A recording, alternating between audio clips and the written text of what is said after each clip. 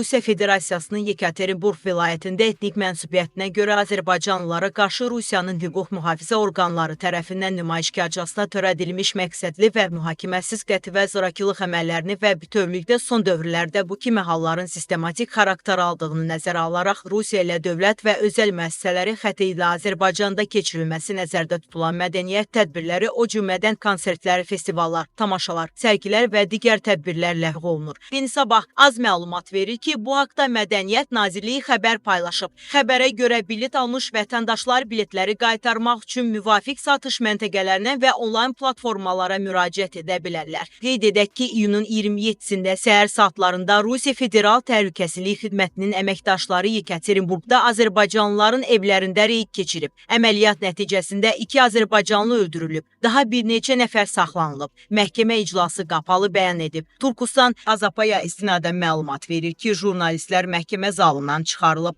Dövlət ittihamçısı Akif Səfərov barəsində həbs qətimkan tədbirinin seçilməsini xahiş edib. Əlavə edək ki, Səfərov 1963-cü il təvəllüdlüdür. O, iyunun 27-də Rusiya hüquq mühafizə orqanlarının hücum etdiyi Kaspik kafesinin sahibidir. Yekaterinburq məhkəməsi iyulun 27-də saxlanılan daha bir azərbaycanlı Akif Səfərov barəsində həbs qətimkan tədbirinin seçilməsinə baxır. Səfərov məhkəmə zalına gətirilib.